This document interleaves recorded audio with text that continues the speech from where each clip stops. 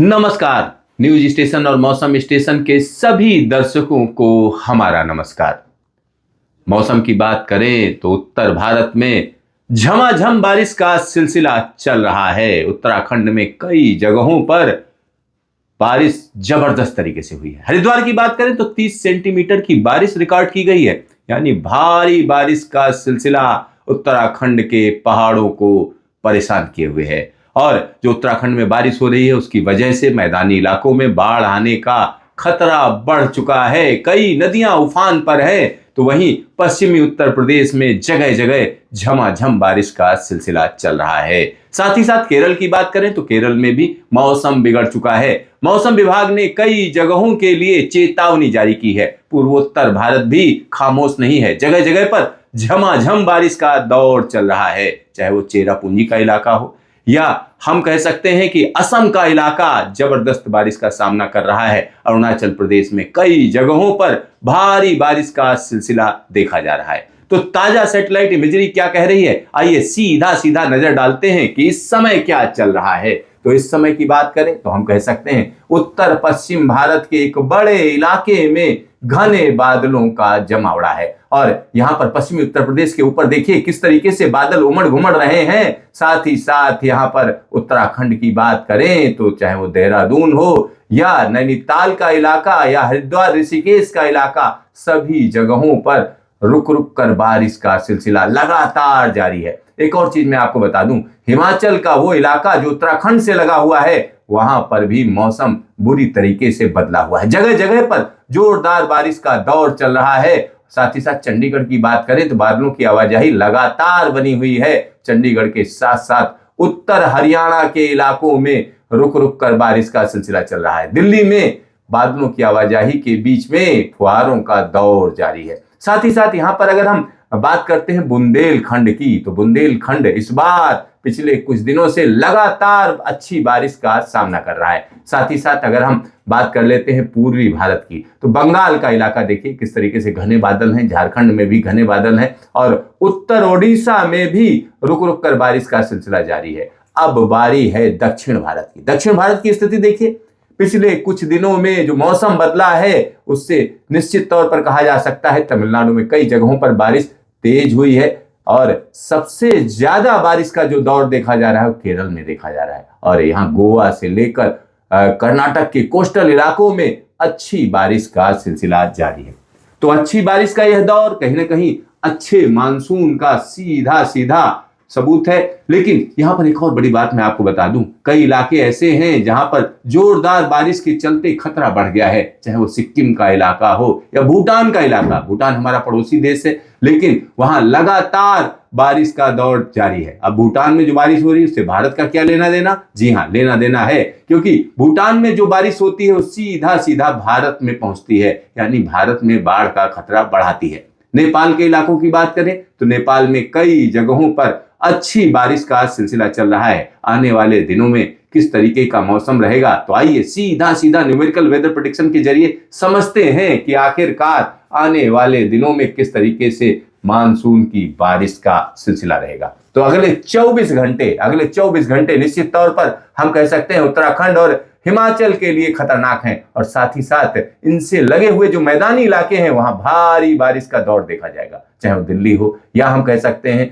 चंडीगढ़ का इलाका हो, चंडीगढ़ और आसपास का इलाका, साथ ही साथ सहारनपुर का इलाका, बिजनौर का इलाका और यहाँ नजीबाबाद का इलाका, कोटद्वार का इलाका और हरिद्वार का इलाका। जोरदार बारिश का दौर जारी रहेगा। यहाँ पर एक और बड़ा खतरा है। जब उत्तराखंड की बात करते हैं तो उत्तराखंड पहाड़ी राज्य है। यहाँ भारी बारिश का मतलब है भूस्खलन। कई जगहों पर भूस्खलन की स्थिति पैदा होगी। साथ ही साथ यहाँ पर पश्चिमी नेपाल का स्थिति देखिए, जगह जगह भारी बारिश का दौर रहेगा। मैदानी इलाकों में हल्की से मध्यम दर्जे की बारिश रहेगी। पूर्वोत्तर भारत में थोड़ा बारिश में कमी आएगी। दक्षिण भारत की अगर हम बात करें तो कर्नाटक के अंदरूनी इलाकों में भारी बारिश का दौर, साथ ही साथ केरल के जो कोस्टल इलाके हैं वहां झमाझम बारिश का दौर देखा जाएगा। मौसम में यह बड़ी तब्दीली है। चलिए अब आपको हम दिखाते हैं 7 तारीख को क्या होगा। 7 तारीख की स्थिति देखिए, पूर्वोत्तर भारत में कई जगहों पर भारी बारिश देखी जाएगी। पूर्वी भारत में एक बार फिर से तेज बारिश का सिलसिला शुरू होगा और उत्तर पश्चिम भारत में जो मॉडल दिखा रहा है उसके हिसाब से बारिश में थोड़ा कमी आएगी, क्योंकि यहाँ पर पछुआ हवाएं स्ट्रांग हो रही हैं। साथ ही साथ यहाँ पर एक और बात मैं आपको बता दूं, जो पहाड़ी इलाके हैं वहां मध्यम दर्जे की बारिश रहेगी। दक्षिण भारत में जगह जगह बारिश का दौर जारी रहेगा, चाहे वो कर्नाटक हो या हम कह सकते हैं केरल का इलाका या महाराष्ट्र का इलाका या तेलंगाना का इलाका, विदर्भ का इलाका, यहां पर बारिश का सिलसिला जारी रहेगा। 8 तारीख की स्थिति देखिए, पूर्वी भारत में एक बार फिर से बारिश का दौर बढ़ जाएगा। देखिए किस तरीके से बढ़ रहा है। साथ ही साथ तेलंगाना और कर्नाटक के साथ साथ महाराष्ट्र के तमाम इलाकों में घने बादलों का जमावड़ा रहेगा। उड़ीसा में भी झमाझम बारिश रहेगी और जो उत्तर प्रदेश के मैदानी इलाके हैं, उत्तर प्रदेश तो पूरा का पूरा मैदानी है, इन सभी जगहों पर हम कह सकते हैं हल्की से मध्यम दर्जे की बारिश रहेगी। पूर्वोत्तर भारत में भारी बारिश का सिलसिला नागालैंड और साथ ही साथ अरुणाचल प्रदेश के इलाकों में, असम के इलाके में साफ साफ नजर आएगा। चलिए अब हम आगे की बात करते हैं। 9 तारीख देखिए किस तरीके से एक साइक्लोनिक सर्कुलेशन कहीं ना कहीं पूर्वी भारत पर असर डालेगा और जो मानसून की हवाएं हैं एक बार फिर चढ़ चलेंगी और यह स्थिति कहीं ना कहीं दिखा रही है कि पूर्वी भारत में बारिश बढ़ जाएगी और पूर्वोत्तर भारत में भी कई जगहों पर अच्छी बारिश रहेगी। आंध्र प्रदेश में भारी बारिश का सिलसिला, कर्नाटक और महाराष्ट्र में भी झमाझम बारिश का दौर कई जगहों पर देखा जाएगा। अब बात कर लेते हैं 10 तारीख की। 10 तारीख की स्थिति देखिए, मौसम में जो ये बदलाव है वो कहीं ना कहीं दिखा रहा है मानसून बढ़ चढ़कर एक बड़े इलाके पर अच्छी बारिश देगा। देखिए पूर्वी भारत, उत्तर पश्चिम भारत का इलाका, पहाड़ी इलाके झमाझम बारिश और अगर पूर्वोत्तर भारत में हल्की से लेकर मध्यम दर्जे की बारिश, साथ ही साथ कर्नाटक का इलाका और गुजरात में हल्की हल्की बारिश, राजस्थान में भी बारिश वापसी करेगी। इसके आगे चलते हैं। अब बात कर लेते हैं 11 तारीख। 11 तारीख की स्थिति थोड़ा यूनिक हो जाती है क्योंकि एक कमजोर वेस्टर्न डिस्टर्बेंस जिसका इंटरेक्शन मानसून के साथ है। जम्मू कश्मीर, हिमाचल और उत्तराखंड में अच्छी बारिश, दिल्ली एनसीआर में अच्छी बारिश, पंजाब, हरियाणा और उत्तर प्रदेश, बिहार के साथ साथ मध्य प्रदेश में भी बारिश अच्छी वापसी करेगी। दक्षिण भारत में बारिश में कमी हो जाएगी। पूर्वोत्तर भारत में कई जगहों पर भारी बारिश का सिलसिला। 12 तारीख आते आते मौसम में हम कह सकते हैं एक अलग बदलाव रहेगा। पूर्वोत्तर भारत में झमाझम बारिश और यहां पर अगर पश्चिमी उत्तर प्रदेश की बात करें, दिल्ली एनसीआर, पंजाब, हरियाणा की बात करें, उत्तराखंड की बात करें तो भारी बारिश का सिलसिला। मध्य प्रदेश में भी कई जगहों पर भारी बारिश का दौर देखा जाएगा। चलिए अब आगे की बात करते हैं। 13 तारीख। 13 तारीख एक अनूठे मौसम की तरफ इशारा कर रहा है क्योंकि मानसून जबरदस्त तरीके से बारिश दे रहा होगा पूर्वोत्तर भारत, पूर्वी भारत, उत्तर भारत के इलाकों में। साथ ही साथ यहां पर एक डिस्टर्बेंस जो कहीं ना कहीं उत्तर पश्चिम हिमालयी क्षेत्र को प्रभावित करेगा। इसका सीधा सा मतलब है हिमालय के क्षेत्र में भारी बारिश का खतरा बढ़ जाएगा। 14 तारीख देखिए, एक कम दबाव का क्षेत्र बंगाल के ऊपर पहुंच जाएगा। इसका सीधा सा मतलब है आने वाले 10 दिन, इसके बाद के 10 दिन कहीं ना कहीं झमाझम बारिश देगी और यहाँ पर पूर्वोत्तर भारत, पूर्वी भारत में अच्छी बारिश, पहाड़ों पर भारी से बहुत भारी बारिश।